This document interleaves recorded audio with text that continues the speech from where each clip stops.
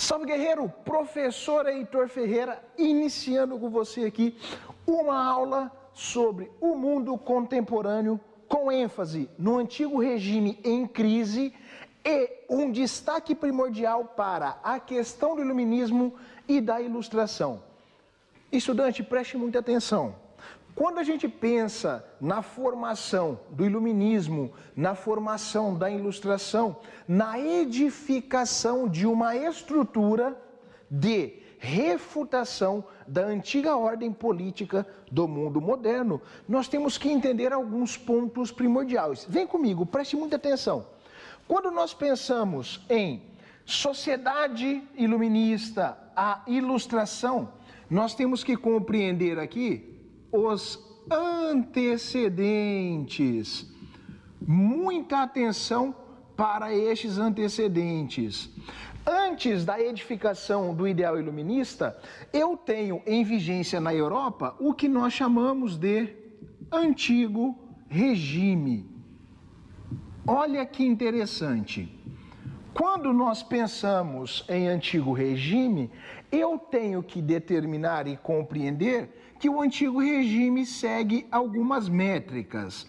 Quais são elas? Primeira métrica, eu tenho no antigo regime a formação de um governo absolutista. Isso aqui, muita atenção, praticamente em todos os governos. As principais famílias absolutistas da Europa, os principais governos monárquicos, nós vamos ter aqui a dinastia que nós chamamos de Bourbon. Nós temos a dinastia Habsburgo. Nós temos que pensar na dinastia Tudor, mais a Stuart,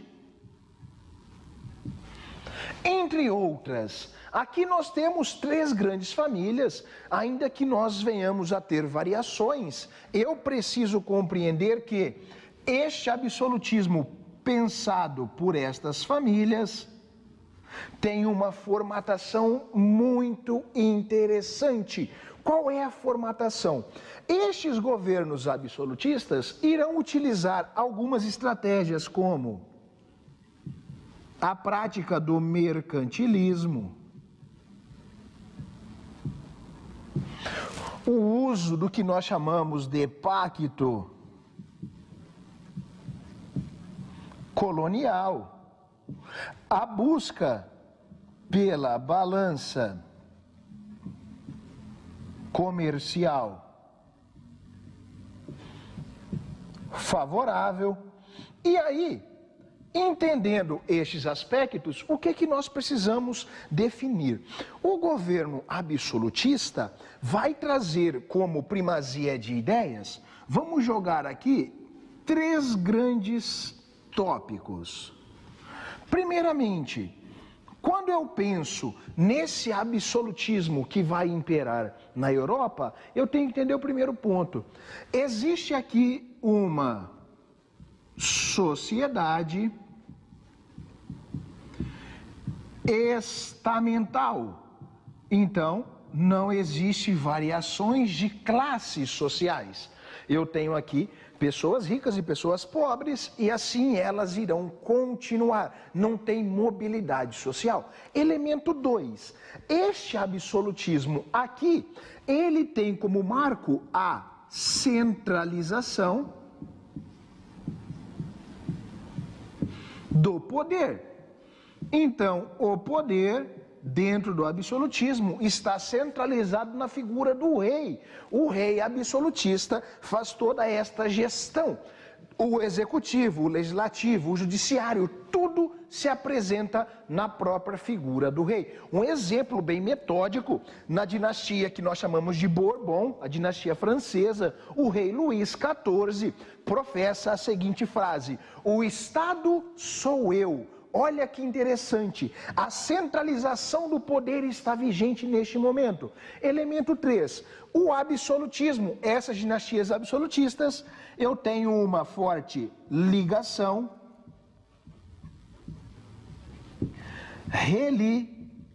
religiosa. Então, independentemente se a ideia religiosa é católica ou protestante, esta roupagem absolutista segue este patamar, segue este padrão. Aqui nós temos uma breve introdução do que vai ser a crise do Antigo Regime e um processo transitório. Se eu tenho que entender estas ideias introdutórias, eu preciso entender que existiam alguns autores que irão pensar aqui em favor do governo monárquico. Dentre os principais autores que nós vamos ver que vão validar o poder absolutista, eu vou destacar para você, estudante, 2. O primeiro, Thomas Hobbes.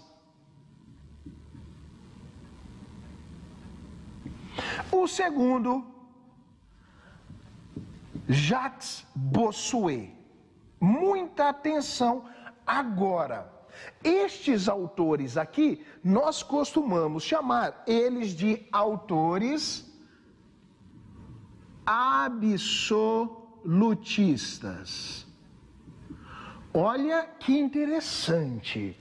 Hobbes e Bossuet são dois principais autores da formação do absolutismo ali no século XVI. Poderíamos citar aqui também Maquiavel, tá? Do século XV/XVI, mas vamos ficar com Hobbes e Bossuet para ficar mais limpo essa ideia e a gente chegar no nosso pico, que é a questão do iluminismo e da ilustração.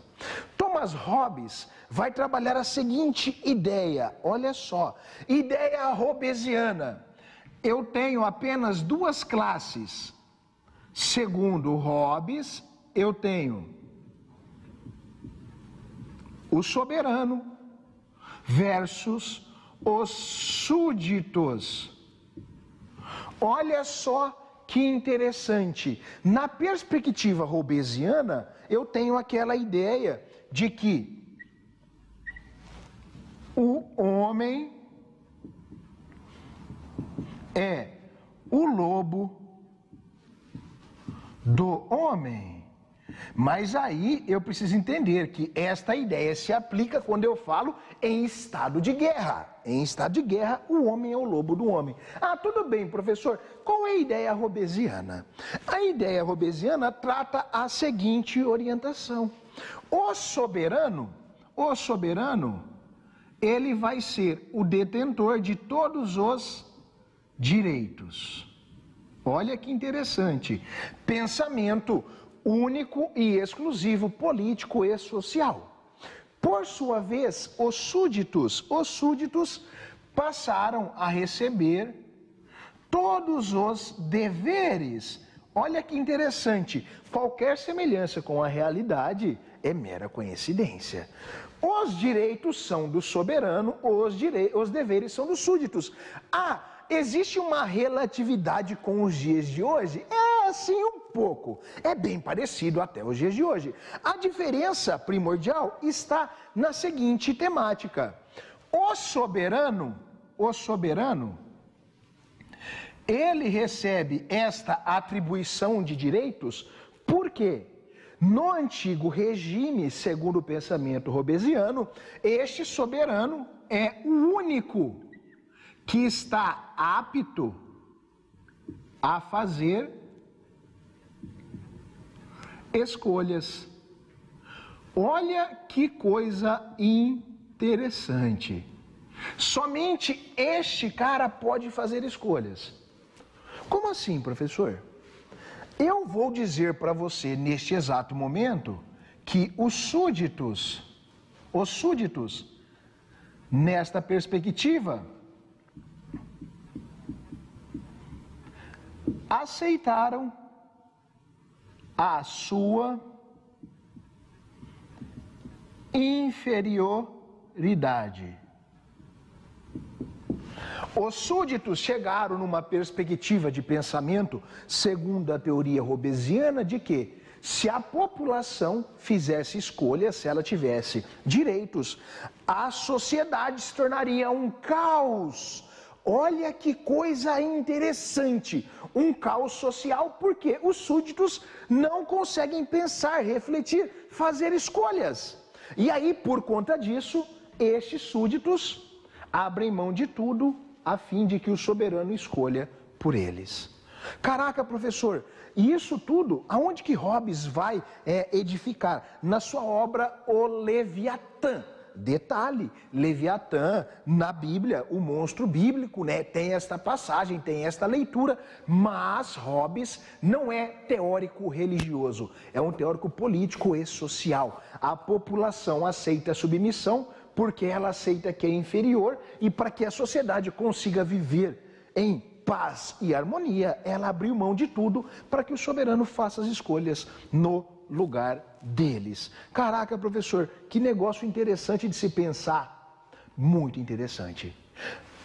Depois de Hobbes, eu tenho o Jacques Bossuet. Jacques Bossuet, este sim, é um teórico religioso. Olha só que interessante. Por ser um teórico religioso, Bossuet defende o absolutismo em qual perspectiva? A ideia de Bossuet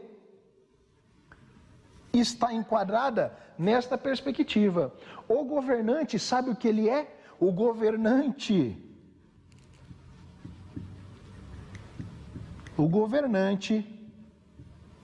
foi escolhido por Deus. Olha só, se o governante foi escolhido por Deus, e estudante, olha que coisa interessante, a população deve submissão a ele porque ninguém questiona Deus.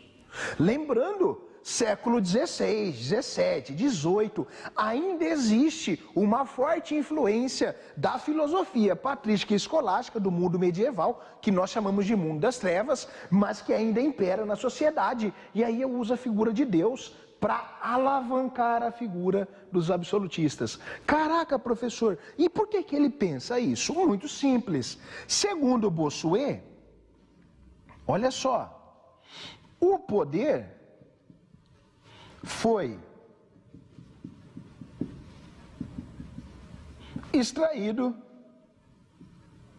das sagradas escrituras. Então, o poder do soberano, eu vou retirar da onde? Da Bíblia. Influência religiosa em definitivo. Caraca, professor, então quer dizer que na Idade Moderna aqui, pensando em formação de um pensamento científico de cunho academicista, ainda existe autores que defendem o absolutismo, sim, sim. E agora, nesta mesma época, nós temos um autor que vai começar a romper este elo absolutista. O nome dele é John Locke. Olha só, teórico do século XVI, também chamado de pré-iluminista. Vamos ver John Locke para depois nós entrarmos em definitivo nos teóricos do iluminismo e da ilustração. Vem comigo, muita atenção neste exato momento. Aqui nós temos a figura de John Locke.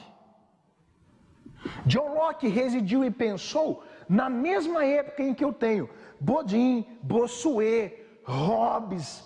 Então ele está enquadrado ali no nascimento da idade moderna deste novo elo de pensamento. John Locke, ele vai trabalhar a seguinte ideia. Locke vai trazer para o debate o que nós chamamos de liberalismo. Olha só que interessante. O pensamento de John Locke vem nas seguintes instruções. Elemento 1. O liberalismo por sua vez, ele vai trazer à tona a garantia da propriedade privada. Então, a introdução em definitivo ao que nós chamamos de capitalismo está aqui em John Locke. Até porque depois nós vamos ver o liberalismo econômico com Adam Smith, que se inspira em Locke. Então, quando eu falo do nascimento da ideia em defesa do capitalismo, a propriedade privada, está em Locke. Mas, professor, é disso que nós vamos dar ênfase nesse momento? Não. Isso aqui é apenas mais um importante detalhe da figura desse indivíduo, John Locke. O liberalismo em Locke, ele traz uma perspectiva ímpar, muito interessante. Qual é essa perspectiva? Além da propriedade privada, John Locke vai trazer à tona a seguinte organização. John Locke vai trazer para a gente um processo de refutação ao governante. Professor, como assim um processo de refutação ao governante? O que Locke quis com esta ideia do liberalismo? Estudante, preste muita atenção. Para Locke, o governante, ele deve servir, trabalhar em prol da população. Ah, e o que isso significa, professor? Que se o governante, olha só, não estiver fazendo o que é certo, não estiver governando em prol do seu povo, eu vou dar aqui à população um direito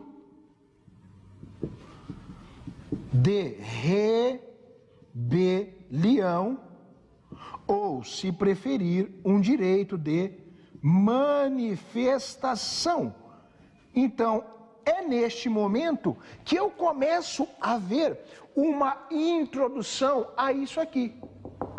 A questão do iluminismo, a questão da ilustração e uma formação de um pensamento conceitual que valoriza a população, que vai dar um empoderamento ao pensamento e que vai promover no século XVIII o século das luzes.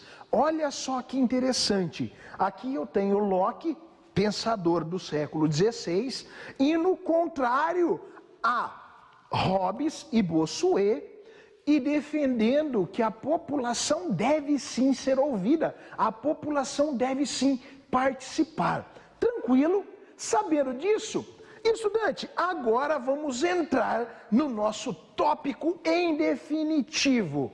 Agora nós vamos começar a compreender o que nós chamamos de iluminismo. Muita atenção, porque é aqui que as coisas vão funcionar. Quando eu penso em iluminismo, eu tenho que determinar de forma bem direta qual é o lema do iluminismo. O iluminismo trabalha três grandes termologias. Eu tenho a contemplação de liberdade, de igualdade e fraternidade. O detalhe é que este lema iluminista não vai ser aplicado a tudo e todas as coisas. Nós vamos priorizar isso, a ideia de um legislativo, a ideia de uma população participativa. Ah, que legal, professor. Então, o iluminismo com o lema de liberdade, igualdade e fraternidade, ele nasce na onde?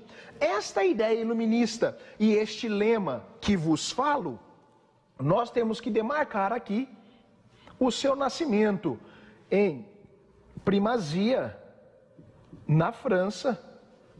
Então, a França vai começar um processo transitório.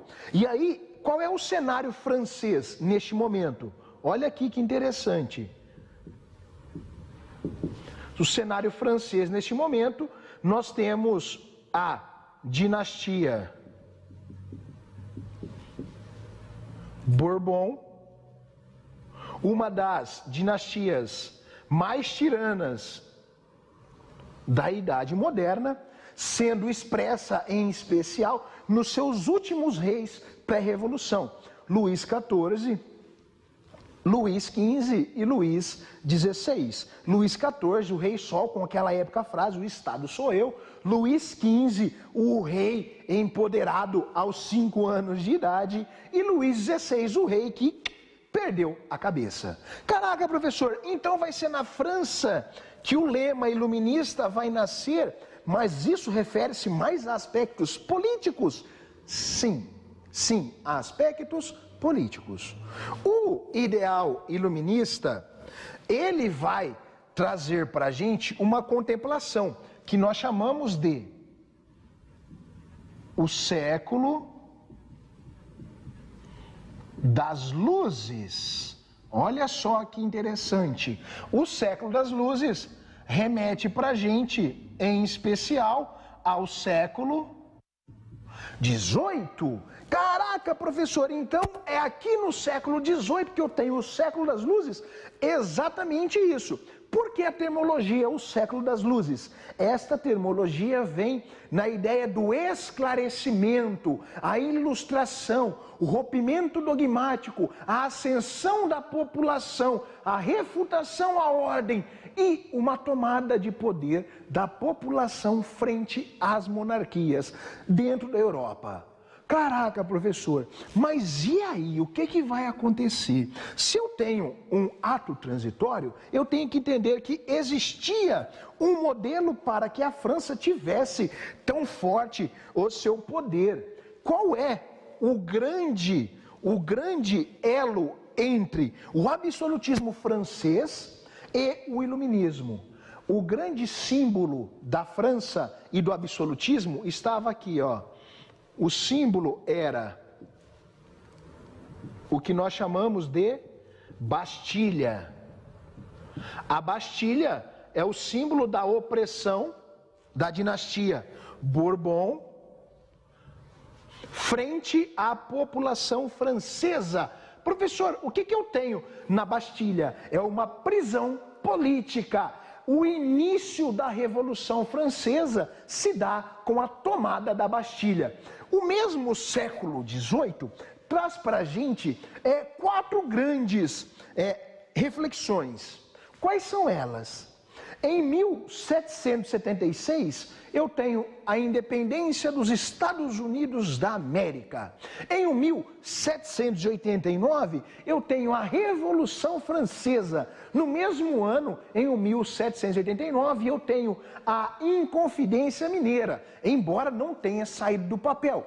E alguns anos depois, em 1798, eu tenho a Conjuração Baiana. São 4 grandes movimentos de caráter iluministas que tentaram romper a ordem e trazer uma mudança, uma mutação social. Caraca, professor, que interessante pensar tudo isso. É interessante demais. E agora nós temos que começar a conceituar o que mais o iluminismo nos promove.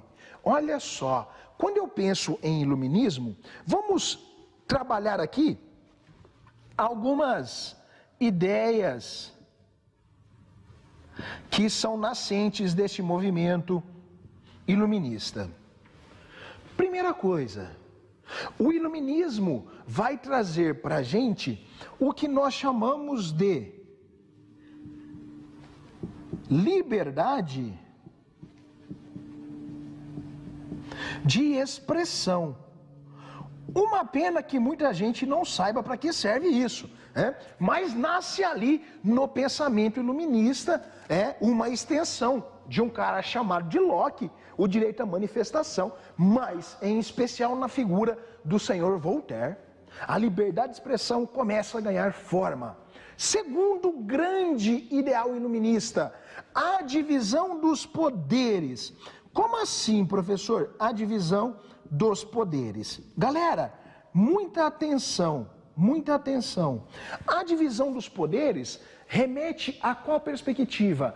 Eu vou ter a divisão e eu tiro do absolutismo. A tripartite, eu tenho o poder legislativo, eu tenho o poder executivo, eu tenho o poder judiciário. O grande mentor dessa tripartite, no século XVIII, é o senhor Barão de Montesquieu. Lembrando que a ideia de tripartite do poder, ela vem se arrastando ao longo dos tempos. Lá na Antiguidade Clássica ouvia-se alguma coisa sobre a tripartite, mas o que nós usamos em pleno século XXI no Brasil é a divisão entre legislativo, executivo e judiciário, pensado pelo Barão de Montesquieu. Caraca, professor, o que mais? Além das duas informações acima, nós temos aqui a ideia do Estado democrático. Olha só, a democracia, o Estado democrático de direito. Caraca, professor, o que isso significa? Em especial, na figura de Jean-Jacques Rousseau, eu tenho aqui a ideia do Estado democrático de direito. Lembrando, o Estado democrático de direito não é nada próximo da democracia brasileira, que se configura com uma democracia simples, 50% mais um está feito. Aqui não. O Estado democrático de direito, pensado nos ideais iluministas, ali com liberdade, igualdade, fraternidade, no século das luzes, eu teria um governante que iria conseguir trazer quase a totalidade populacional ao seu lado. Então, este governante teria uma aceitação muito grande da sua população. Afinal de contas, ele exerce uma grande função: governar e levar o país à prosperidade. Aqui nós temos 3 ideais, já está bom. Agora vamos ver os principais autores da chamada Introdução à Ilustração ao Século das Luzes e os seus desdobramentos contemporâneos. Olha só, dentre os principais autores, nós vamos pensar aqui em algumas coisas que são extremamente importantes e vitais para que você consiga entender a relação entre a ruptura do antigo regime, a introdução ao iluminismo e os dias de hoje. Um dos principais autores que nós vamos falar neste momento, ele se chama Montesquieu. Quando eu penso no Barão de Montesquieu, a sua principal contribuição está no quê? Olha aqui, o processo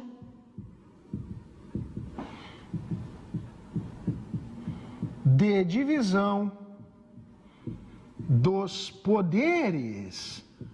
Esta divisão dos poderes segue a seguinte primazia: eu tenho o legislativo, eu tenho o executivo e eu tenho o judiciário.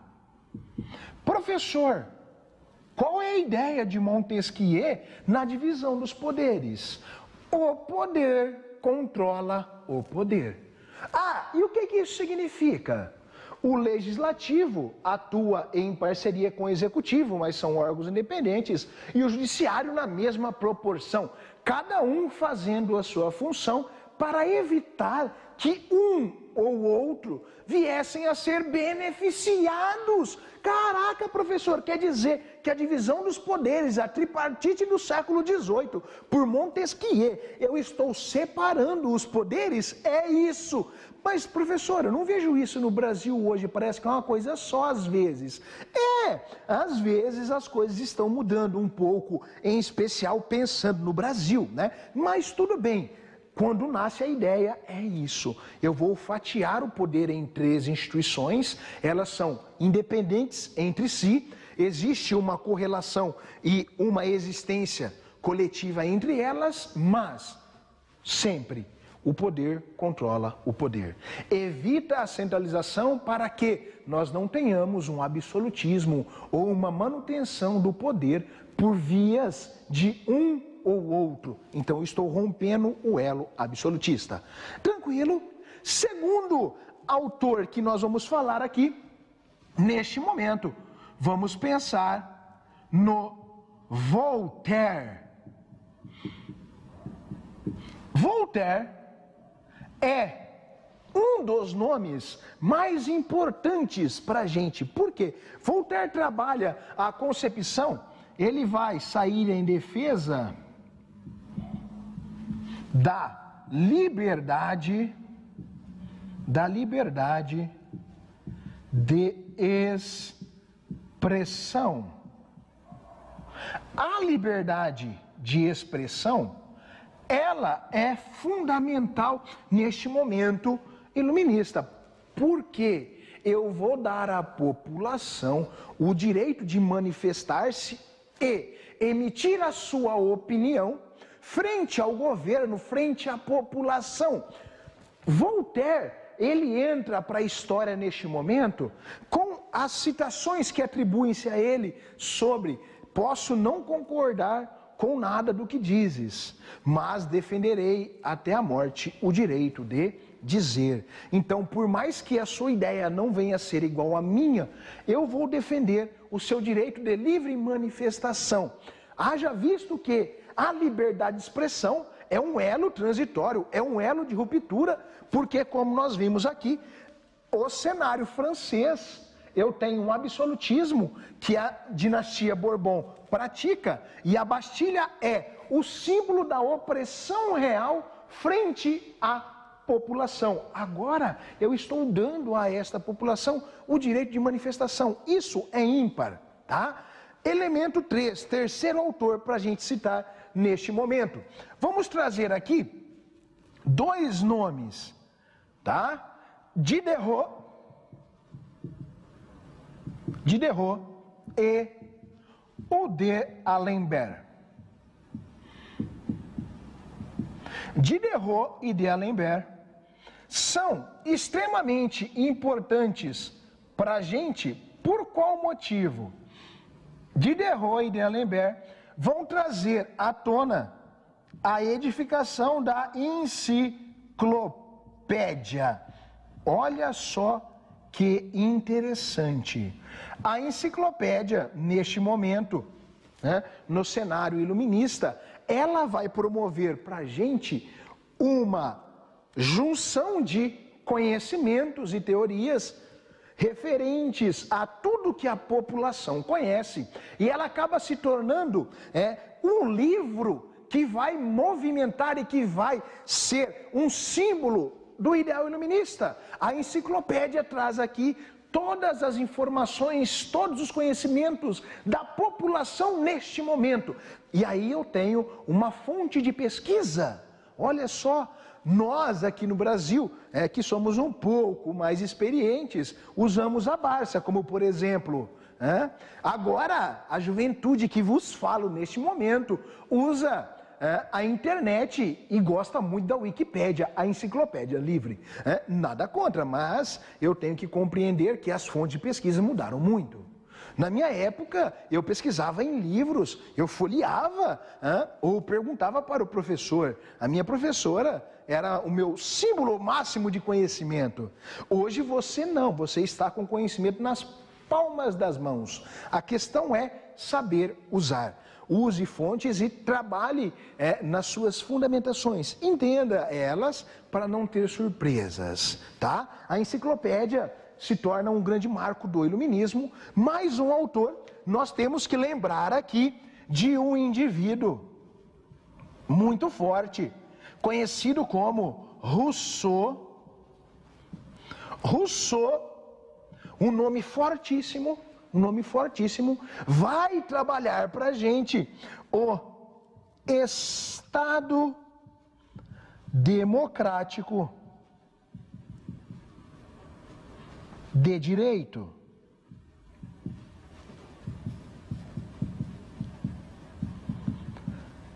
Quando nós pensamos em Estado democrático de direito, nós estamos pensando num ideal de democracia, nós estamos pensando na população em primazia, nós estamos olhando a população como parte efetiva, parte que escolhe. E aí, no Estado democrático de direito, pensado por Rousseau, aqui no Iluminismo, eu tenho um governante que consegue agradar, tá, a grande massa popular. Talvez não 100%, mas muito próximo disso.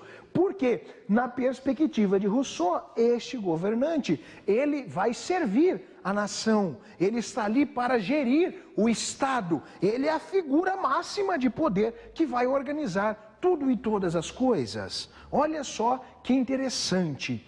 Nesta mesma perspectiva, vamos colocar aqui também o senhor Adam Smith.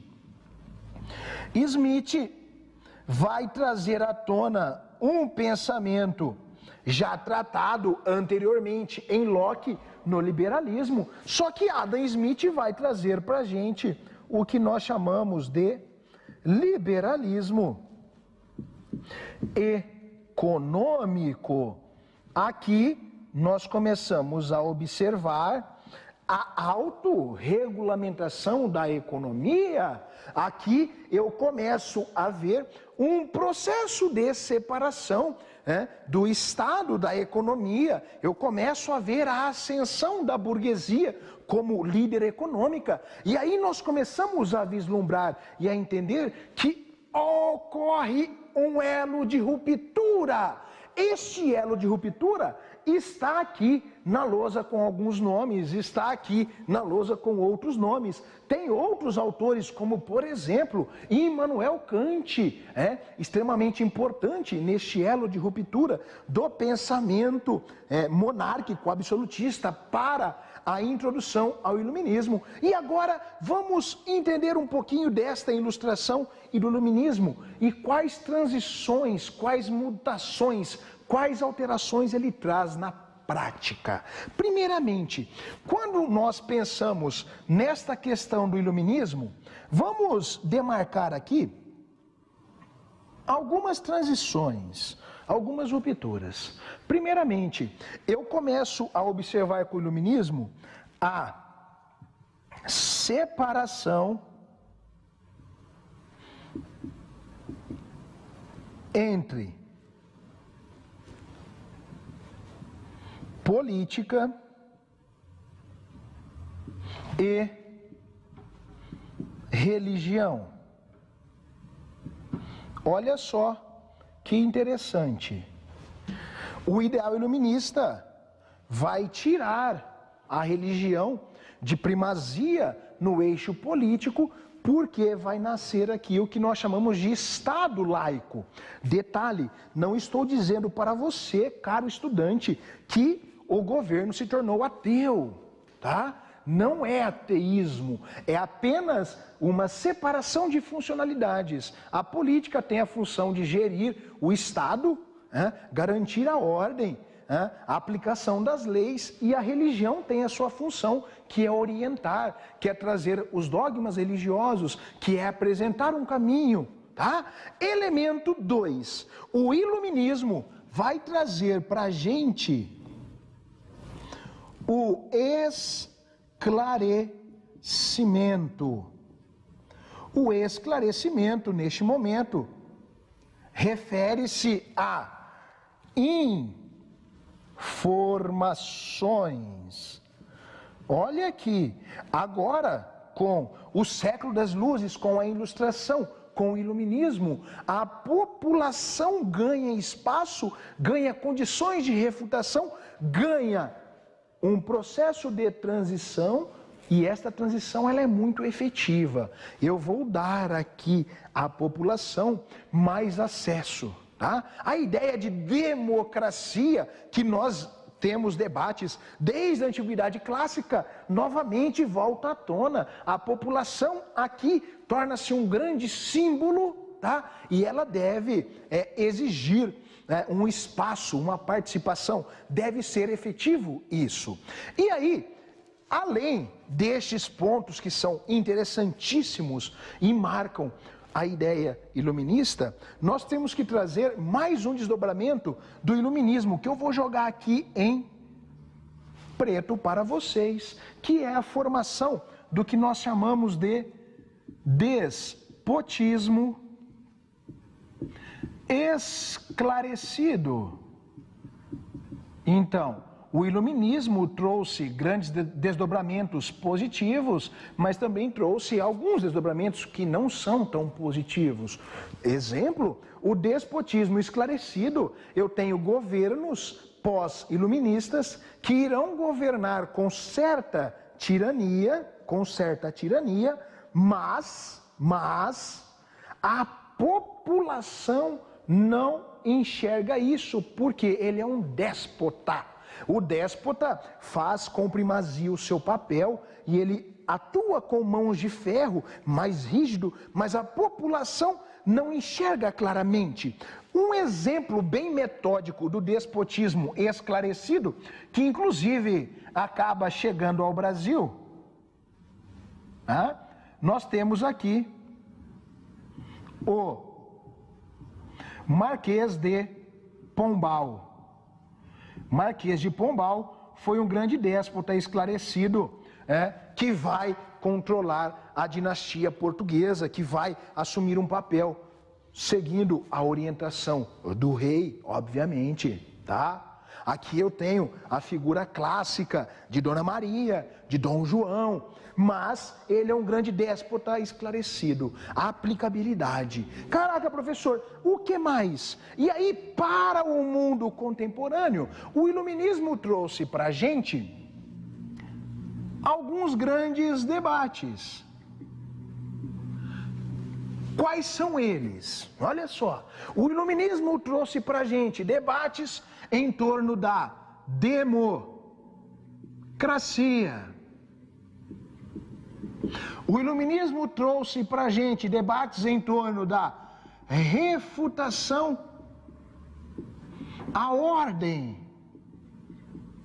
O iluminismo trouxe para a gente debates em torno do racionalismo. Racionalismo já pensado lá por René Descartes no século XVI. Penso, logo existo. A sequência dada ali com Locke, a ideia do empirismo. E tudo isso aqui vem chegando até os dias de hoje. Então, quando nós pensamos no iluminismo, século XVIII, processo transitório, edificação e empoderação da população, o empoderamento populacional, tudo isso acontece pelo fato de que o século das luzes traz infinitas possibilidades para refutar a ordem, para refutar os dogmas e promover uma nova perspectiva social, política, religiosa, dando à população o seu empoderamento e o direito de manifestação.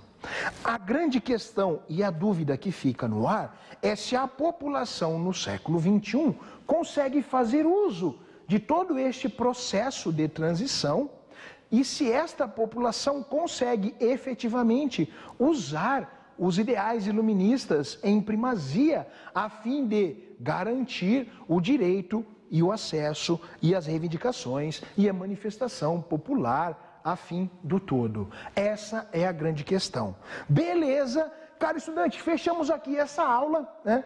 Qualquer coisa, é só colocar lá no Instagram, @perguntaproheitor, é só colocar lá no YouTube, Pergunta pro Heitor. As minhas redes sociais são estas daqui, @perguntaproheitor, é só colocar, fácil.